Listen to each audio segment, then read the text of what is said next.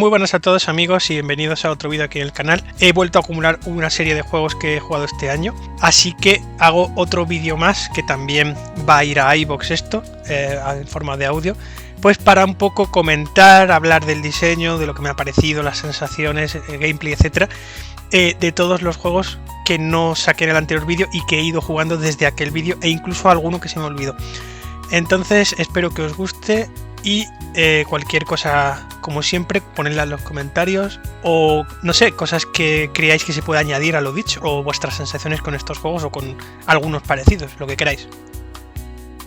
Bueno, pues el primero del que quería hablar es uno de los que no metí en el anterior vídeo, pero que podría haber metido porque me había pasado ya por aquel momento, que es Doom The Dark Ages, el último de la trilogía moderna y que ha vuelto a cambiar un montón de reglas y por eso es tan especial la trilogía nueva de Doom, porque siempre añade o cambia o decide hacer algo diferente. Estamos en una época donde esto es de valorar porque hay muchos juegos que son muy continuistas para evitar deriva de usuarios o para evitar malas críticas o bueno, o que la gente no se pueda identificar con lo nuevo, pero es que estos Doom, a pesar de tener un eje vertebral bastante claro, que es digamos en el fondo cómo se gestiona la munición e incluso cómo se gestionan los combates, incluso la navegación no ha cambiado tanto, ¿vale? Aunque luego es verdad que la manera de moverse sí, ¿vale?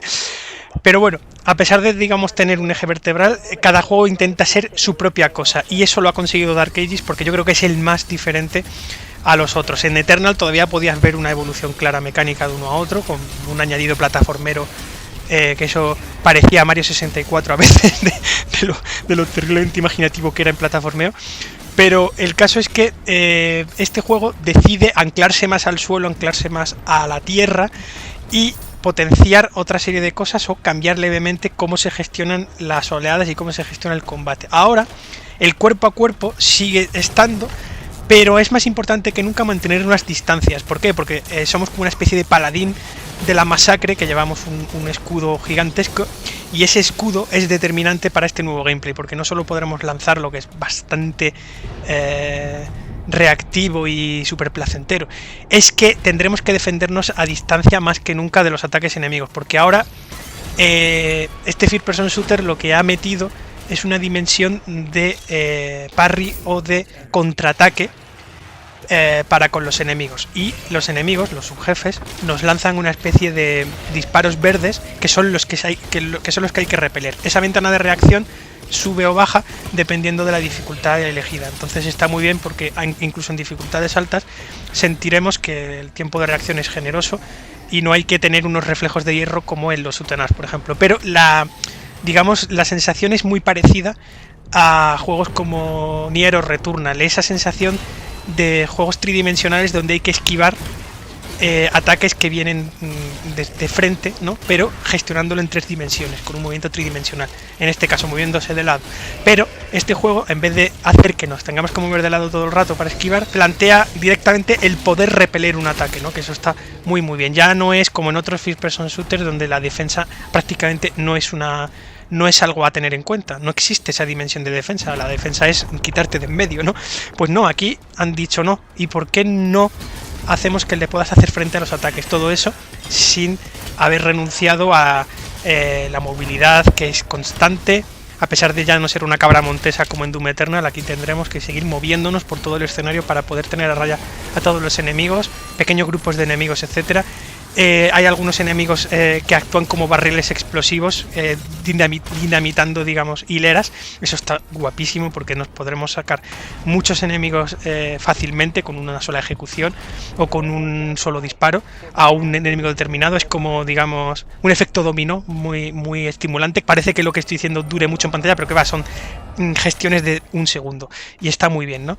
Y aparte, como digo, es toda la gestión a distancia que hace este juego que me encanta, el cómo vuelve a poner el peso en los disparos enemigos, en que es peligroso lo que te están disparando, ¿no? Es decir, es un juego de esquivar mayormente, y eso que tendremos un montón de mecánicas de primera persona y de acercarse a melee y demás, ¿no? Porque el melee sigue siendo importantísimo, la forma de gestionar la munición, las ejecuciones.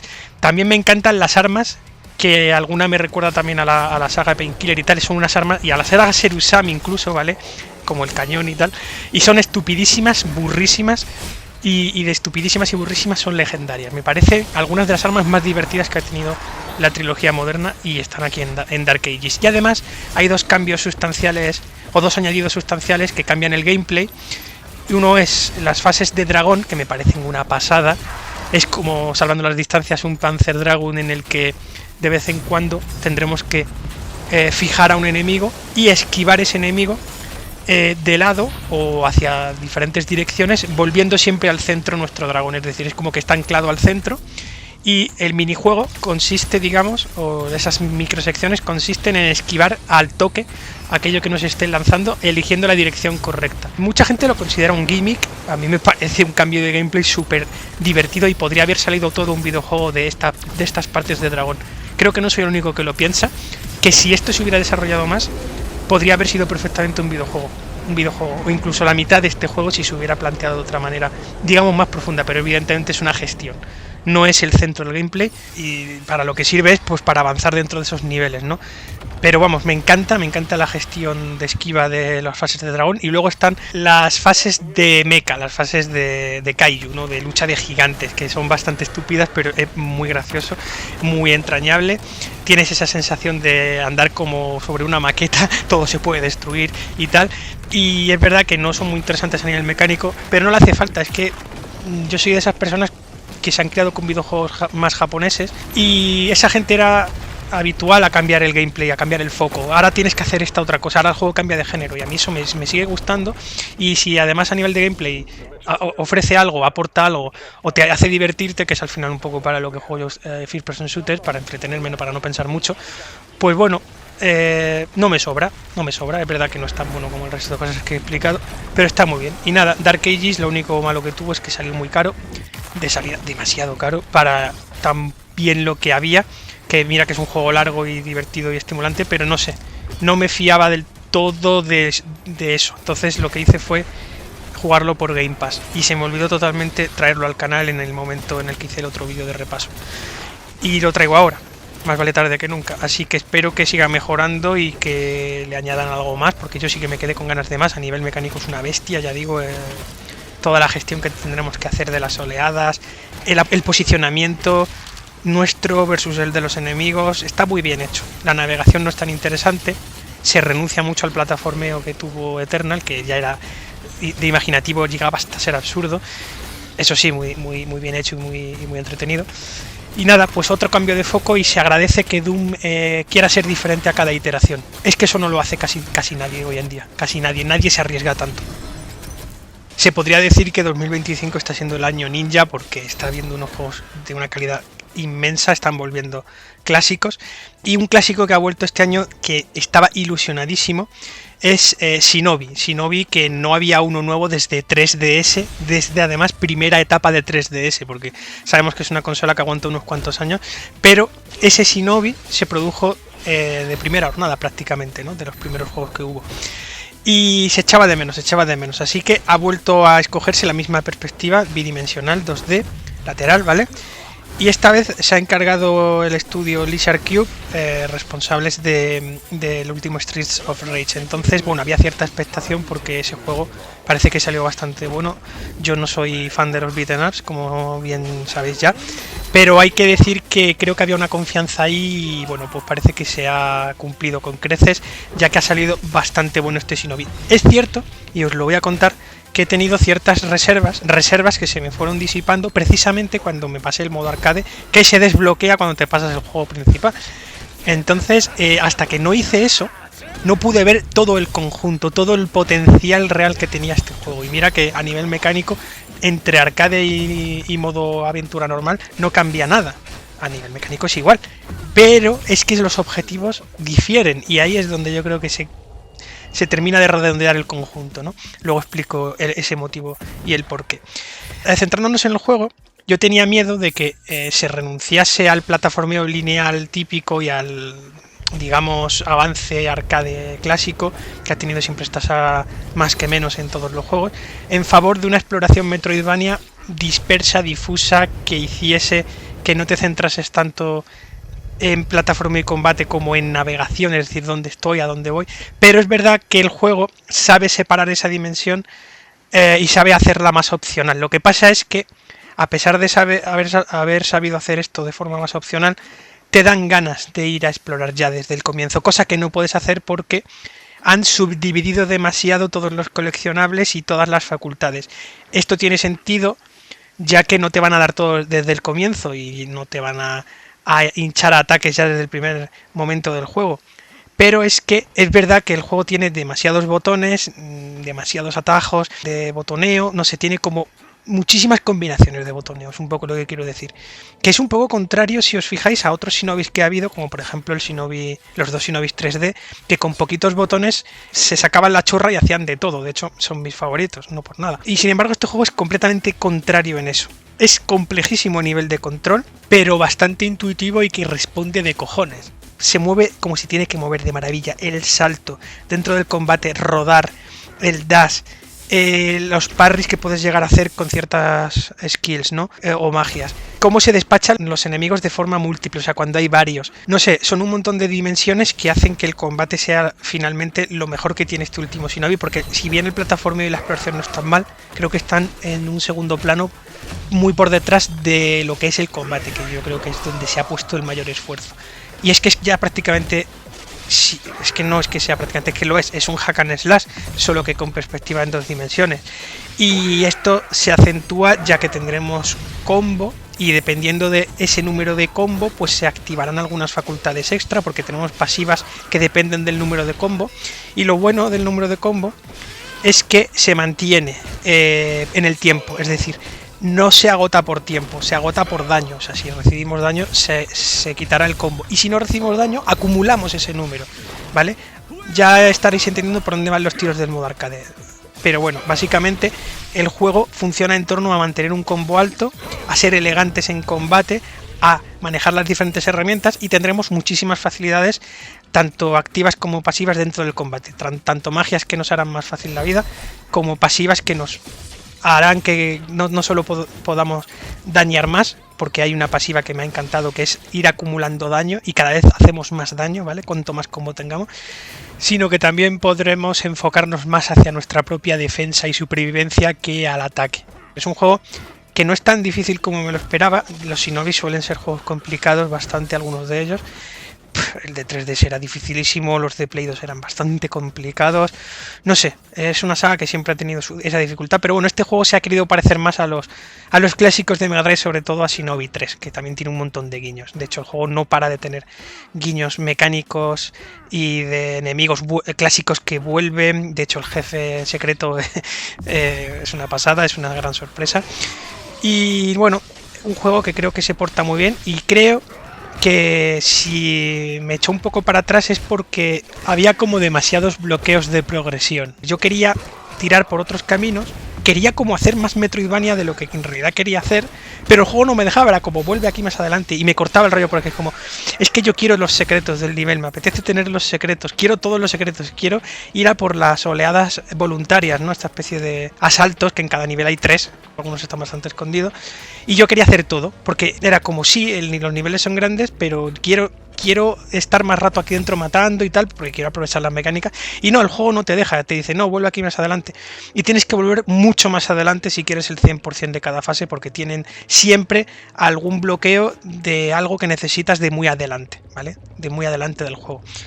Pero nada, salvo eso, creo que está muy bien, hay secretos bastante bien escondidos. Al final se me ha hecho un poco tosco la navegación por el mapa, es decir, no jugando con el personaje, sino el visor del mapa, lo que es el visor, ¿vale? No me ha parecido nada cómodo. El saber dónde están las cosas, no sé, eso no me ha parecido que esté bien resuelto, por lo menos en Play 5, que es donde he jugado, pero en el resto sí.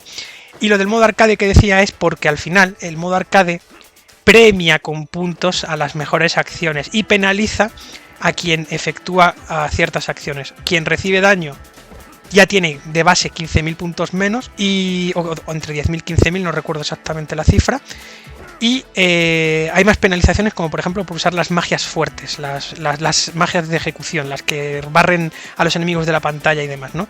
Y Esto hace que se parezca muchísimo a cómo tenías que gestionar la puntuación en la versión de 3DS y en los Shinobi de PlayStation 2, ¿no?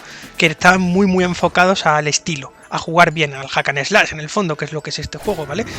Y eso me ha encantado porque pelear por las S, es decir, las máximas puntuaciones, es una cosa tremenda, es un arte. Y aquí es donde Shinobi Art of Vengeance más brilla, y es que es increíble lo bien que tendremos que jugar, mantener un combo alto, elegir bien las pasivas, resolver los combates bien, no ser dañados y jugar, insisto, muy deprisa, casi a los speedrun para poder hacer las mejores puntuaciones. Es un arte, hay niveles donde las S las conseguiremos de forma ajustadísima tras varios intentos, de hecho, y yo creo que es donde el juego te empuja a haber entendido las mecánicas y a utilizarlas.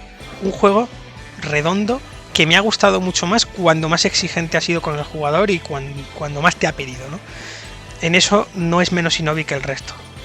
Un juego que además se ve muy bonito, también el sonido me ha gustado mucho, así que yo creo que es un juego bastante bueno y un poco ensombrecido también por Ninja Gaiden Richbound, que también voy a hablar en este vídeo de él, no os preocupéis. Bueno, venimos a uno de mis grandes favoritos de 2025, si no mi plataforma favorito del año, no lo sé, creo que está cerca, es que me ha encantado este maldito juego. Es que me ha volado la cabeza, no me esperaba lo que me iba a encontrar. Pac-Man World 2 Repack, que es el remake del clásico de PlayStation 2. Veréis, esta saga cambió muchísimo del 1 al 2. No cambió tanto, yo creo, del 2 al 3 como del 1 al 2, ¿vale? Hubo un salto no solo técnico, porque se cambió de generación de PlayStation 1 a PlayStation 2, sino que además cambió directamente. El plataformeo de Pac-Man World 2 no tiene mucho que ver con el plataformeo del primero. Y aún así, el juego se recuerda bien de la época, mucha gente amaba ese juego, pero es que es verdad que no era mejor que el primer juego en origen, ¿vale? No era mucho mejor. Es verdad que objetivamente tenía mejor plataforma, incluso mejor control, pero los niveles, pues bueno, no brillaban tanto, ¿no? No era tan mítico ese juego. No lo fue tanto como el primer Pac-Man World, porque fue la primera vez que Pac-Man saltó al 3D y demás, al plataformeo en este caso. Y aquí lo que han hecho es reimaginar el juego. Es que han tumbado todo y han dicho, vamos a volver a hacerlo. Vamos a respetar las líneas de diseño del original, porque los niveles siguen ahí, las temáticas, la música, algunos de los jefes, pero es que han dicho, vamos a rehacer Pac-Man World 2, vamos a volver a construir Pac-Man World 2, y así se ha hecho, y ha quedado una cosa que no solo supera al original, sino que hace que haya nacido un nuevo clásico moderno, ¿vale? Mucha gente, por la enorme saturación de juegos que estamos viviendo, puede que no le haya prestado la atención debida, pero ya os lo digo aquí, es una de las mejores plataformas de este año, ¿vale? Y he salido contentísimo del vicio insano que me he pegado, he salido diciendo, wow, ¿qué he jugado? ¿Qué ha sido esto? Porque la curva de dificultad es exponencial y se termina convirtiendo en un juego, a su modo de ver, casi tan duro como Crash Bandicoot 4, y sé que la comparación que estoy haciendo puede ser osada, pero para nada, os aseguro que este juego es difícil como el demonio en algunos momentos, ¿eh? Se hace complicado, se hace retante y en ningún momento creo que llega a ser injusto, es decir, el juego sigue unas convenciones que hará que tengamos que estar atentos no solo para el 100%, sino incluso ya para llegar a su segundo final, porque el juego tiene dos finales, se le ha añadido todo un postjuego que es impresionante, es decir, no dejéis el juego tras los créditos porque viene ya lo mejor a partir de ahí. Es que hasta ahí el juego ya ha enseñado la garra, pero no ha enseñado ambas garras, solo una de las dos, ¿vale? El juego se pone aún más cabrón, se pone aún más interesante, han revisado, digamos, toda la cámara, ahora los niveles se sienten más orgánicos, más completos, porque la visión es más grande, está todo más claro. Es decir, se ha hecho un mejor plataformas 3D. No hay nada que haga el original mejor que este. No hay nada que haga el original mejor que este, os lo aseguro, ¿eh? Y además los jefes son la guinda del pastel. Algunos de los jefes más difíciles y competentes que he jugado yo en un plataformas en 3 dimensiones. Mirad que las plataformas en 3D, incluso Crash Bandicoot 4 caía en esto, caía en jefes mecánicamente facilones, no muy vistosos, que son casi como gestiones de una sola vez, que no se te van a quedar en la retina. Y sin embargo este juego hace lo contrario, dice, sí, pues vamos a poner jefes icónicos que se te queden en los sentidos, en la retina, en las manos, y que tengas que repetir una y otra vez porque son dificilísimos. Y pocos plataformas, es que no recuerdo de cabeza ahora ningún plataformas que tenga unos jefes tan competentes de dificultad y de cómo aprovechar las mecánicas de movimiento del personaje, porque bueno, este Pac-Man es más robusto que el Pac-Man del juego original, de los dos primeros juegos, ¿no? Y hay sorpresas, hay un montón de sorpresas, nuevos enfrentamientos. En la batalla final se ha rehecho al completo. No sé, es un juego que mecánicamente es riquísimo, se mueve fabulosamente bien. Las contrarrelojes se parecen mucho a las de la saga Crash. Los estoy comparando porque son plataformas muy similares en el fondo, pretenden prácticamente llegar al mismo tipo de público. Y por eso estoy enfatizando, ¿no? Porque si os gusta la vertiente moderna de Crash Bandicoot del último, así como la trilogía clásica y tal, os va a encantar este juego. Y además, insisto, no hay nada que haga el Pac-Man World 2 original mejor que este. Me he encontrado un ejercicio creativo tremendo y suscita un debate interno dentro de mí que es como, ¿y por qué no se hacen todos los remakes así? Es decir, cogiendo un juego y respetándolo pero reimaginando un montón de cosas y añadiendo más y haciéndolos mejores en el fondo. Bueno, supongo que es una pregunta un poco retórica también, pero lo que he visto yo aquí es tremendo. La batalla shoot'em up 3D está súper mejorada. Hay un jefe que es así, la ballena, que parece prácticamente eso, un Darius Burst en 3D de lo guay que lo han hecho. Es que hasta mola un montón ese combate. Todo el postjuego es difícil como el demonio. El añadido sorpresa final que me ha dejado en el sitio. Es que se ha rehecho. Es que eso de repack tiene más sentido que nunca, ¿no? Porque es que de hecho, una cosa que pasó es que el primer repack era muy parecido al Pac-Man World original. Es que apenas cambiaron nada. Añadieron un movimiento extra y es verdad que tenía mejor control y tal, pero es que en el fondo era como jugar al original, no tenía mucha diferencia. Y este ha cogido al 2 original y le ha dicho, amigo, te voy a reinventar de arriba abajo, te voy a rehacer de arriba abajo, esto es un cambio radical. Y le ha sentado maravillosamente bien, un juego que te pone en todas las tesituras plataformeras habidas y por haber, pensando también en la tercera dimensión, sobre todo con la tercera dimensión en mente. Pero es que es un juego que explota al tope el plataformeo, te hace esforzarte muchísimo. Entonces es un juego por y para veteranos del género de plataforma. Empieza muy facilito, muy Pac-Man por el campo, Pac-Man por el campito, y terminas con Pac-Man derrotando a un dios de otra dimensión prácticamente. Es como un RPG, es esa la sensación que te queda. Por favor, jugadlo, porque creo que no se haya hecho eco la gente de los analistas y los reviewers de esto, es que creo que la gente objetiva que va a amar este juego aún no sabe que existe, y es tremendo. Tenéis que jugar a esto porque no va a haber casi nada mejor ahí fuera, de verdad os lo digo. Esto es un plataformas de época, así os lo digo. Esto va a envejecer como el buen vino. De verdad, amantes de las plataformas 2D y 3D del mundo, haceos un favor y jugad Pac-Man World 2 Repack, haceos un favor.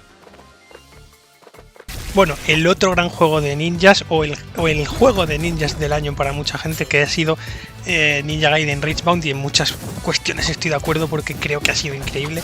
Yo estaba dividido este año porque decía, buah, aparece un nuevo Shinobi, pues por lo tanto me va a gustar mucho más Shinobi que Ninja Gaiden, del que nunca he sido gran fan, ¿no?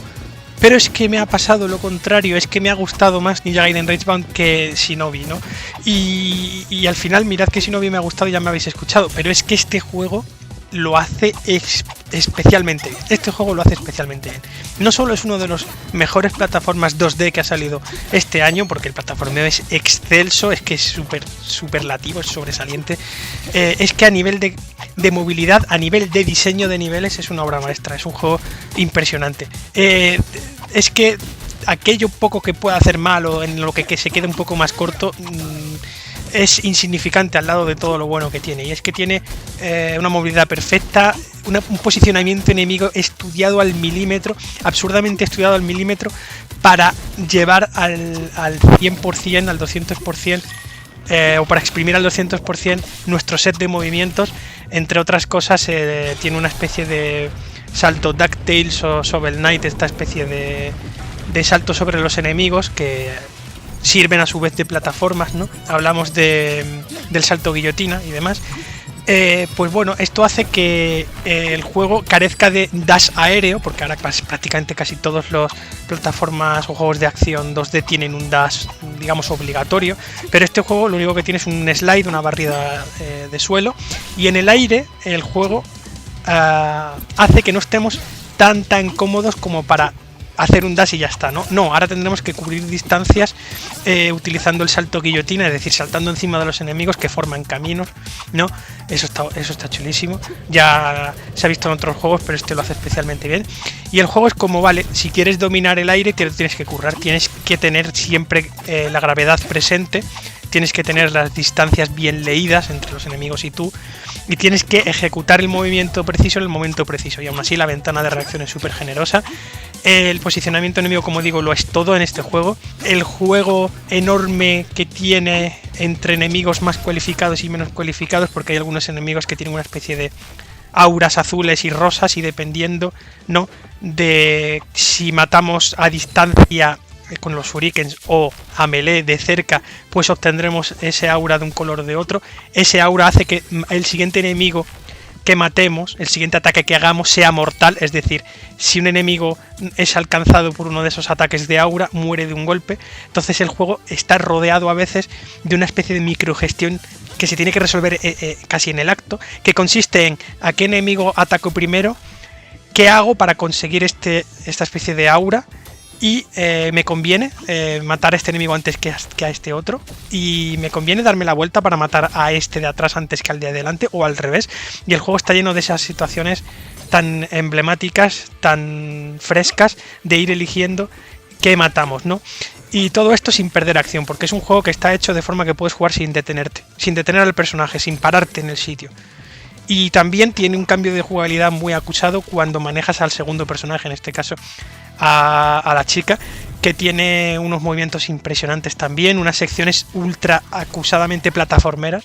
Y aparte de esto, pues no sé, fases opcionales, casi prácticamente unos jefes que son increíbles, que aprovechan de maravilla las habilidades activas o pasivas que podremos equipar y demás. Es decir, que el juego, al igual que Shinobi, también se enfoca en ir consiguiendo ataques diferentes, pero es verdad que este es más sólido en el sentido de que desde el principio prácticamente del juego ya tendremos un set de movimientos fijo que no evolucionará mucho. Es decir, el 70-80% del juego va a ser parecido en movilidad todo el rato, ¿no? Lo único que cambiará es que seremos cada vez mejores, entenderemos mejor todo, leeremos mejor las situaciones, y entenderemos también mejor ese otro 20-30% restante. Es un poco entender qué podremos equiparnos o qué nos conviene equiparnos. Y además tiene una vuelta difícil manual, es decir, se ha hecho una dificultad desde cero. El juego en difícil es otro juego diferente prácticamente. Es un rediseño profundo de las fases, con más fosos, más trampas, diferentes enemigos más peligrosos aparecen antes, el posicionamiento enemigo está revisado de arriba abajo, el plataformeo está revisado de arriba abajo, los jefes están revisados de arriba abajo también, los escenarios de batalla de los jefes también están revisados en esa segunda vuelta. Es que es un juego increíble, lo absurdamente cuidado que está, y se ha hecho aquí en España. Vaya nivel que estamos cogiendo últimamente aquí de desarrollo. Es que hay que ver el nivel de España últimamente, hay que verlo, porque es que estamos acostumbrados a que nuestros vecinos de Francia, Italia y Alemania pues estén petándolo cada poco con ciertos títulos. Casi todo lo indie exitoso últimamente está viniendo también de esos lugares, pero es que, ojo, en España también lo que estamos haciendo últimamente, y este juego es para estar orgullosos, porque además internacionalmente ha sido también súper querido, y es uno de esos raros casos donde estoy viendo a la comunidad retro totalmente unida con la calidad que tiene el juego, y también a nuevos jugadores que nada tenían que ver ni con Ninja Gaiden, ni con nada de esto, ni con ninguno de estos movimientos. Y es flipante lo que nos está gustando a todo el mundo, lo que nos ha gustado a todos. Un juego que está pensado también para gente no tan veterana, pero el veterano lo va a pasar estupendamente bien, ya os lo digo, porque tiene reto. Y un montón de opciones de accesibilidad para quien no sea tan bueno, ¿no? O para quien no se quiera complicar tanto.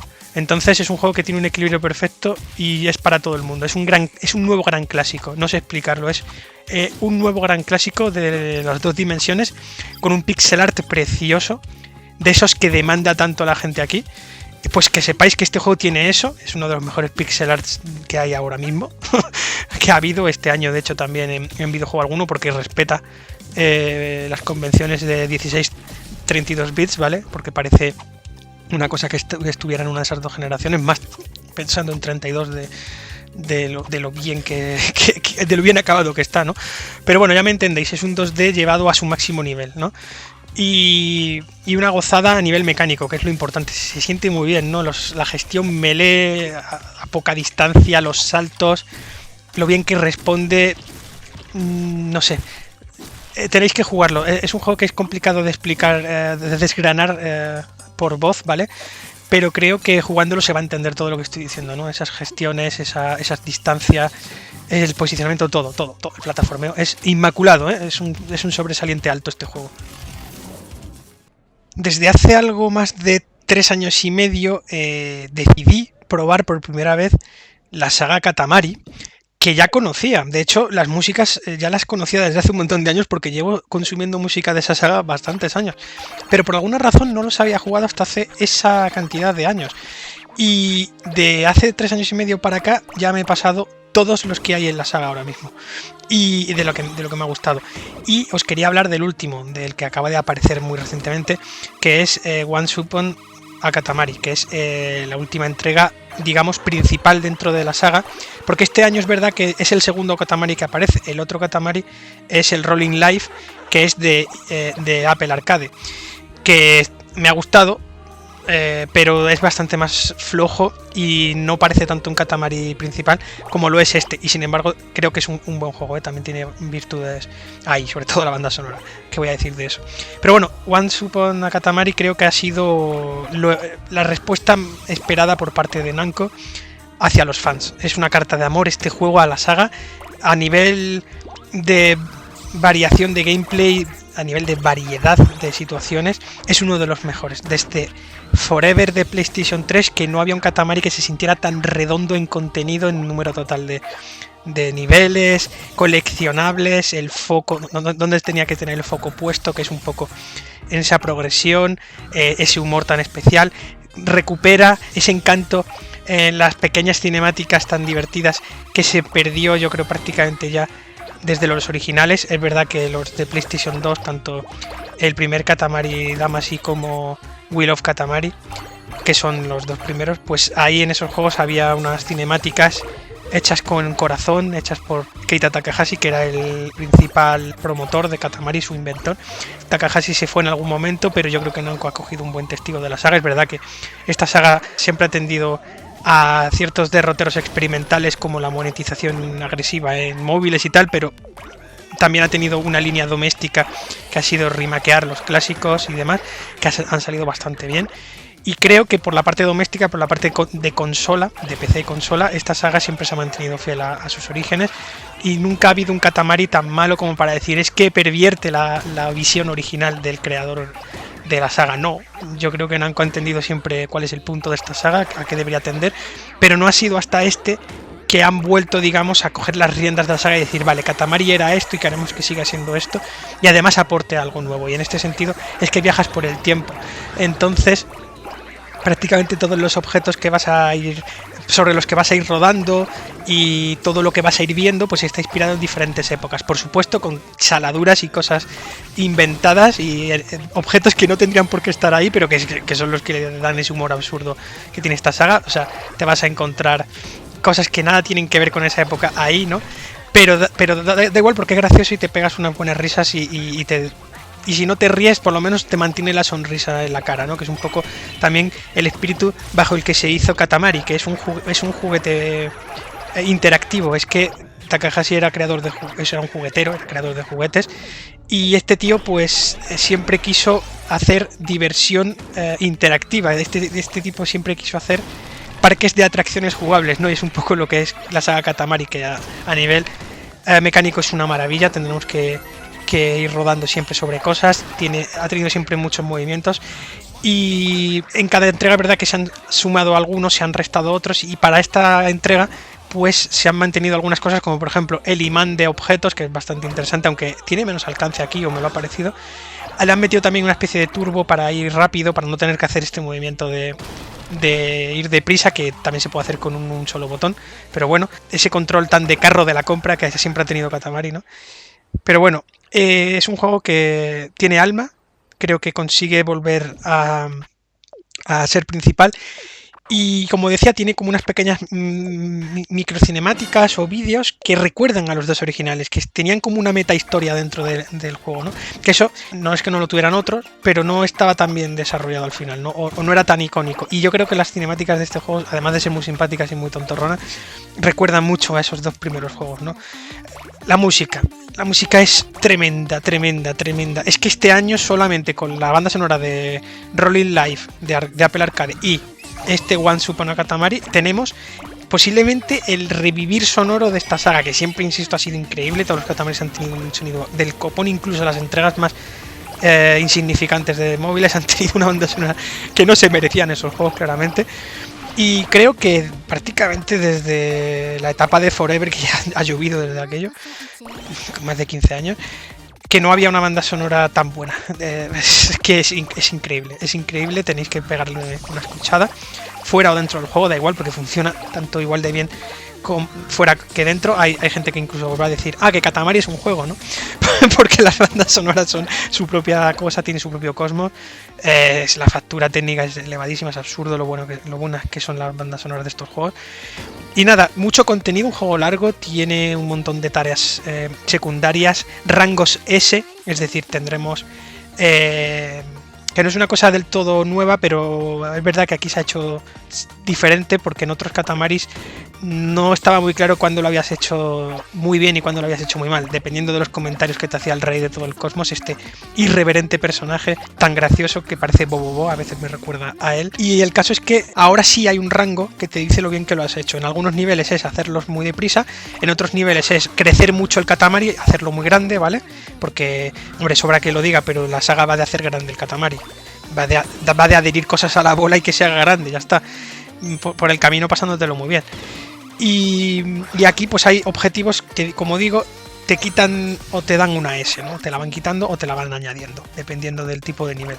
Hay también una cosa que me ha gustado mucho, en algún nivel hay micro decisiones que cambian el diseño de la fase, es decir, hacer o no hacer algo cambia la fase. Eso me ha volado la cabeza, no quiero spoilear al personal, no quiero decir dónde o cómo, pero es que me ha volado la cabeza, que eso nunca lo había visto en esta saga, eso es nuevo, por ejemplo, también. La traducción al español, que es una maravilla, como siempre lo ha sido, ¿vale? No es nuevo eso. Se renuncia a mecánicas clave como el salto o esta mecánica única que tuvo Touch My Katamari en Vita, que es poder estrechar o ensanchar el Katamari para caber por huecos. Esto lo digo porque tanto el salto como esta otra mecánica de ensanchar o estrechar hacía que tuviéramos menos bloqueos a la hora de esquivar obstáculos o a la hora de pasar por sitios más estrechos.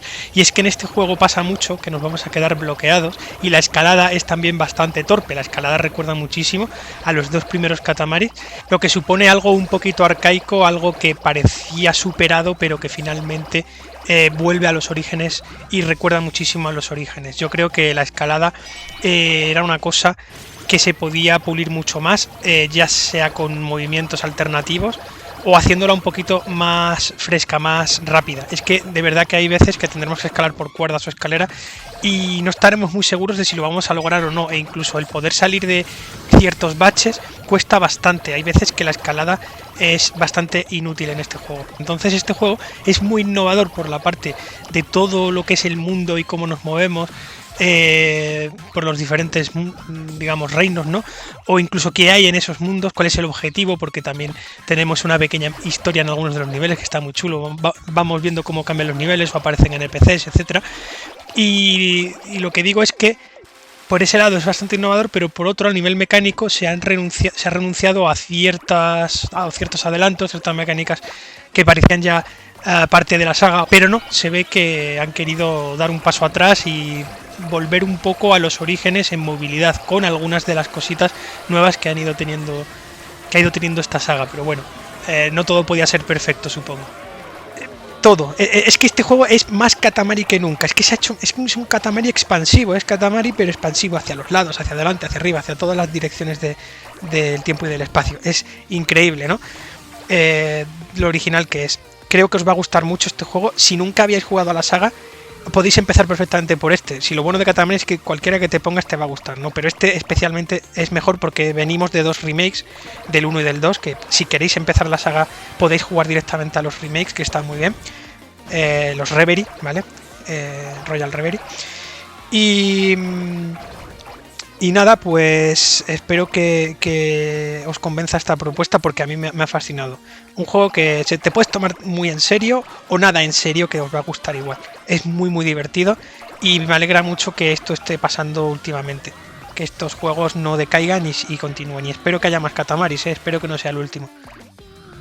Bueno, y es verdad que no todo el mundo ha jugado a todo y no todos hemos tenido el mismo pasado. Y eso se refleja en las decisiones que fuimos tomando de niños o de adolescentes en cuanto a qué sagas caían en casa o qué probábamos, etcétera, etcétera. Y yo nunca jugué a la trilogía clásica de Tomb Raider. Sí que la conocía, es imposible esquivar la influencia de ciertas sagas, pero no había probado nunca esta saga. Y me pasé este año la versión remasterizada del primer Tomb Raider. Y solo tenéis que leer el hilo que hice en Twitter, os lo pondré si queréis, si tenéis curiosidad, porque es que no paraba de decir, pero qué maravilla esto otro, pero cómo puede ser tan bueno este juego en esto. Y es que yo ya tenía la noción de que me iba a gustar, tenía esa noción, ¿vale? Pero es que el haberlo jugado y al haberme pasado y el haberlo sufrido me ha hecho decir, wow, es normal que este juego tenga tantos fans, es normal que esta saga sea tan longeva y tenga tantos fans, porque esto tiene una calidad inmensa. Pienso seguir jugando a los otros dos y a los siguientes, a la segunda trilogía, pero poco a poco, tampoco quiero saturarme, ¿vale? Que todavía estoy viviendo un poco el regusto de haberme pasado el primer Tomb Raider. Y supongo que no puedo agregar nada que no se haya dicho ya, pero qué diseño de niveles más rocoso, más sólido. Solo a la altura de estos diseños solo puedo ver casi prácticamente Turok y poco más, ¿no?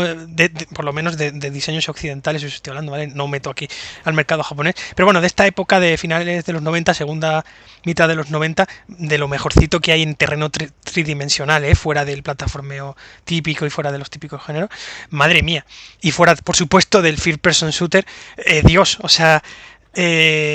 increíble este Tomb Raider. Me ha encantado lo imaginativo de lo que es todo, lo justificadísimo que está el daño por caídas, porque lo es todo. Mirad que el daño por caídas es una cosa que se ha suprimido en muchísimos juegos, porque ya no tiene como mucho sentido que si te caes desde un sitio alto recibas daño, pero es que en este juego sí tiene todo el sentido por el cómo debe ser recurrido cada tramo, qué es lo importante, cómo nos descolgamos de los sitios, cómo debemos saltar de un sitio a otro, tener siempre ese riesgo de que te puedes caer al vacío, no sé, la complejidad de algunos niveles, el botoneo que hay que ir haciendo de palancas, mover cosas, tal, los puzzles, ¿vale?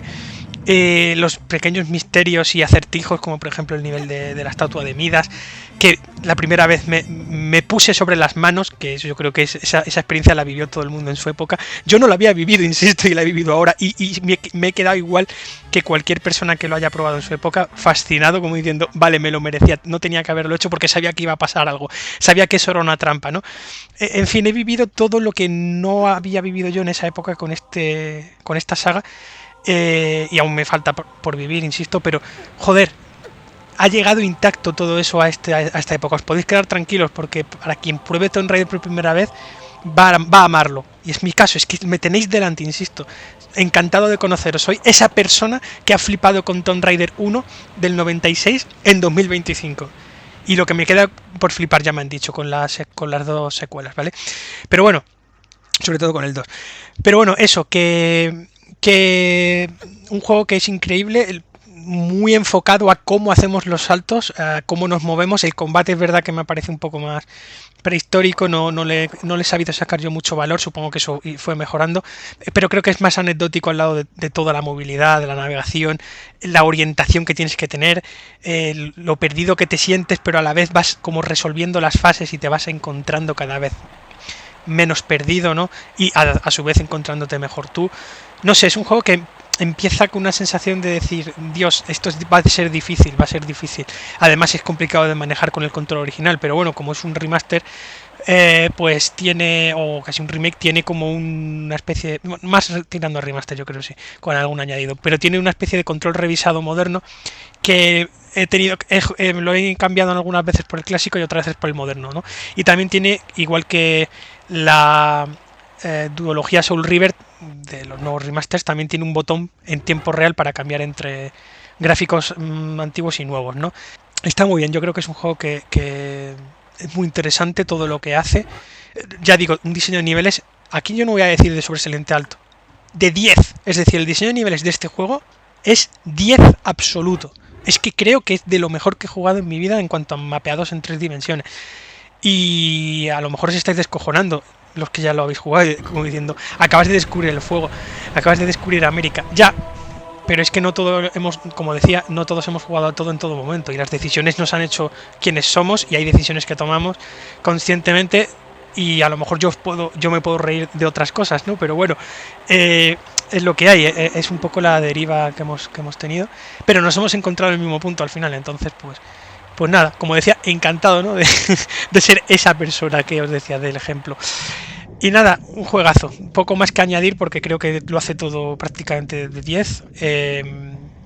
Y un gran clásico, y ahora entiendo por qué, ¿no? Y es verdad que el juego va abriéndose del misterio del puzzle de la exploración más Indiana Jones, termina siendo un juego de acción, termina derivando a la acción porque ya los últimos niveles son muy, ¿cómo se diría? Poco permisivos con los saltos que tenemos que dar y ya menos, sí, el laberinto sigue ahí, pero ya se hace menos laberíntico, ya se hacen más de acción, ¿no? Entonces creo que el último cuarto del juego, el último tercio, es menos interesante que los 2 primeros tercios o los 3 primeros cuartos del juego, que son de 10 absoluto, ¿no? Creo, eso sí lo pienso firmemente, que el juego empieza algo mejor de lo que termina en cuanto a mapeado, pero bueno, es normal, es que era difícil mantener el nivel tan absurdo tanto tiempo. Ese nivel de la cisterna, que son maravillosos esos niveles. Hay uno que es como que tienes que bajar en vertical con muchísimo cuidado porque es como una torre por dentro, una especie de gruta o de edificio hacia abajo, no sé, maravilloso. Lo del daño por caídas me ha fascinado, ¿eh? Lo bien que está implementado y el riesgo real que haya a saltar mal en este juego. Es que ese riesgo de dar los saltos mal y saber que te puedes despeñar lo es todo, esa gestión de los saltos milimétricos, absurdamente milimétricos en algunos casos, lo es todo. Me ha encantado este juego. Y nada, para finalizar el vídeo, brevemente, ¿qué me ha parecido la expansión de Kirby y la Tierra Olvidada? El mundo astral, que apareció también este año. Y por supuesto, me jugué en cuanto pude. Y me ha gustado mucho, pero es verdad que considero el epílogo de Maglor de Return to Dreamland Deluxe como algo mucho más avanzado y mucho más ambicioso a todos los niveles. No es la mejor HAL del mundo la que se ha visto en el mundo astral, sin embargo creo que sigue muy por encima de la media del género en cuanto a cómo se toma esta gente el diseño de niveles, la gestión de situaciones, la gestión del espacio, las rutinas enemigas que siguen siendo una jodida maravilla, casi 10 en eso, pero bueno, en el resto de cosas modesto para lo que HAL suele hacer y para cómo ha tratado HAL alguna otra expansión jugable, ¿no? O algún otro añadido jugable. Pero bueno, me ha parecido muy divertido porque ahora mismo las transmorfosis se tienen que alternar más con los poderes dentro de los segmentos donde aparecen, es decir, hay que abandonar uno y coger otro, abandonar eso y coger lo otro. Muy imaginativo también, un plataformeo bastante competente gracias a la cámara que se reposiciona muchísimo en estos niveles de esta expansión de este DLC. Que hacen un muy buen uso de ella, ¿no? La cámara creo que es una de las cosas que mejor entiende HAL siempre en sus juegos, o donde debe estar puesta la acción, lo que tiene que estar dentro y fuera de cámara, y en 3D, que ha sido un poco la nueva dimensión para ellos, lo han entendido perfectamente y sigue siendo un ejercicio increíble. A nivel gráfico en Switch 2, el lavado de cara también de frames por segundo que se le ha hecho a la Tierra Olvidada, que ahora se maneja y se ve mejor que nunca, pues una pasada, es un juego precioso de verdad. y ha pasado un poco en segundo plano esta expansión, porque entiendo que estaba Bonanza ahí también y demás, y la Switch 2 no lleva mucho con nosotros. Pero si nunca habéis jugado a la Tierra Olvidada, creo que es el mejor momento ahora para hacerlo, porque junto con la expansión se siente el juego más cerrado que nunca. Pero es verdad que para mí esta expansión no era necesaria, porque para mí el juego ya era redondo tal y como estaba. Esto es como un añadido más, ¿no? También tiene como algún tramo más isométrico que está así muy bien, aunque eso no era nuevo de esta expansión, pero se ha potenciado también. Como digo, ese reposicionamiento de cámara hace que el plataformeo cambie en algunos sentidos. Las nuevas facultades, que también están muy bien. Se habría agradecido algún poder nuevo, porque a pesar de tener muchos niveles de poder, hay poca variedad de poderes en la Tierra Olvidada. Eso lo tengo que decir y reconocer, no es ningún problema para mí. Así que se habría agradecido algún poder nuevo. Como siempre, se ha expandido el coliseo un grado más. Ahora hay un coliseo definitivo, ¿no? Por decirlo de algún modo. Y el combate final, que yo creo que ha sido para mí lo más polémico de esta expansión. No lo voy a revelar, no lo voy a enseñar, pero no me esperaba esto. Esperaba un músculo creativo y una dirección diferente. No se siente algo nuevo, y lo vais a entender perfectamente cuando os lo paséis. Sin embargo, a nivel de rutinas es inmaculado, como digo, es el combate final nuevo, alternativo, porque digamos que es como un combate final alternativo. Es increíble, o sea, es que mola un montón. 3 transformaciones, a cada cual más fiera, pero al final sientes que no es una revisión de la batalla final del juego base. Es una revisión profunda, ¿vale? Pero una revisión al fin y al cabo. Y para, digamos, ver toda esa revisión, te tienes que pasar a la última capa del nuevo coliseo, ¿no? El último añadido del coliseo, que es lo que ya le termina de poner, como siempre, la guinda, ¿no?, al juego. Muy bueno lo que he jugado en ese nuevo coliseo, la recta final magnífica, los huevos de corbata, toda esa pelea, porque ya vienes un poco jodido, un poco tocado. Pero bueno, si te equipas la espada de Morphonite, puedes robar vida, ¿no? Entonces puedes robar energía con cada golpe. Entonces más o menos te puedes ir manteniendo curado haciendo eso, ¿no? Te puedes curar haciendo eso. Pero bueno, un combate competente y una expansión que me ha gustado mucho, pero ya digo, inferior creativamente a lo que HAL suele hacer. Entonces espero muchísimo del siguiente Kirby, porque yo entiendo que estarán centrados en el próximo gran Kirby plataformero. Y no digo iRiders, porque iRiders es otra dirección, es Sakurai con otro equipo diferente, y HAL está ahora ocupada, supongo que con el siguiente Kirby o lo siguiente que vayan a hacer. Así que con mucha expectación, porque continúan siendo una gente que entiende perfectamente la acción y va a más, cada vez va a más. Entonces, a ver qué dirección cogen para el siguiente Kirby. Eso es interesante, no se puede saber, ¿eh? Es imposible, no sabemos si va a ser 3D, 2D, y eso es un poco la magia también de qué va a pasar con el personaje próximamente. Eso sí, se sigue manteniendo de una forma increíble. Ya le gustaría, como siempre digo, a otras compañías y a otras sagas entender a un personaje también como entiende HAL a su propia mascota, ¿no? Y nada, me parece que me he enrollado más de la cuenta en este vídeo, pero da igual, porque como digo, es más un formato podcast, así que si habéis llegado hasta aquí, como siempre, muchas gracias y un abrazo muy grande, y nos vemos en otro vídeo que no sé de qué será más adelante. Un abrazo.